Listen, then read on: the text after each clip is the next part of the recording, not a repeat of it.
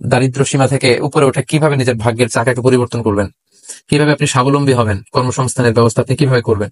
এবং আমরা আগেও বলেছি যে জাকাতকে প্রেসক্রাইব করার বা ফরজ করার মূল উদ্দেশ্য হচ্ছে সমাজ থেকে দারিদ্রতা বিমোচন করা। অর্থাৎ আমাদের শহরের এক পাশে থাকবে 5 তারকা বিল্ডিং, আরেক পাশে বস্তিতে লোকজন না খেয়ে থাকবে, রাস্তার এক পাশে 5 তলা আরেক পাশে গাছতলা। এটা ইসলাম চায় না।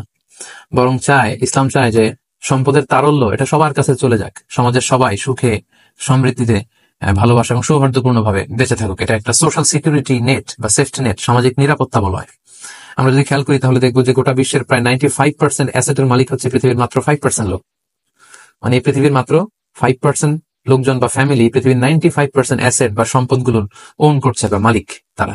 এভাবেই কিন্তু পৃথিবীতে এই দারিদ্র বৈষম্য বা মানবিক বৈষম্যগুলো তৈরি হয়েছে।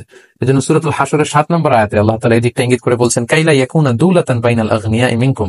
ইসলাম চায় যে সম্পদ যেন আমাদের কারো মাঝে কুক্ষিগত হয়ে না থাকে, বরং সম্পদের তারল্য যেন সবার কাছে পৌঁছে যায়।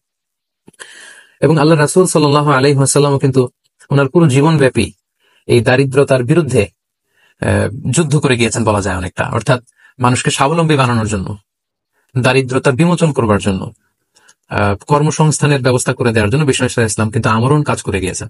এবং তিনি নিজেও ব্যক্তিগতভাবে দারিদ্রতা থেকে আল্লাহ তাআলার কাছে পানাহ চাইতেন। সুনানে আবু দাউদের একটি হাদিস আমি এখানে উল্লেখ করতে চাই যে আল্লাহ রাসূল সাল্লাল্লাহু আলাইহি ওয়াসাল্লাম প্রায় এই দোয়াটা পড়তেন যে আল্লাহুম্মা ইন্নী আউযু বিকা মিনাল ফাকরি ওয়াল কিল্লাতি ওয়াল যিল্লাহ। এর মানে হচ্ছে, হে আল্লাহ, আমি দারিদ্রতা থেকে আপনার কাছে পানাহ চাই, আমি স্বল্পতা থেকে আপনার কাছে পানাহ চাই, আমি লাঞ্ছনা থেকে আপনার কাছে পানাহ চাই। তার মানে দারিদ্রতা এটা চেয়ে নেওয়া যায় না আল্লাহর কাছে, বরং এটা থেকে পানাহ চাইতে হয়। এবং এটা থেকে কিভাবে আপনি দারিদ্র সীমা থেকে উপরে উঠে কিভাবে নিজের ভাগ্যের চাকাকে পরিবর্তন করবেন, কিভাবে আপনি স্বাবলম্বী হবেন, কর্মসংস্থানের ব্যবস্থা আপনি কিভাবে করবেন, সব সময় কিন্তু আল্লাহ রাসূল সাল্লাল্লাহু আলাইহি ওয়াসাল্লাম এ ব্যাপারে আমাদেরকে উৎসাহ। Azar I hono itin elti subscribe koro ne tara druta subscribe koro.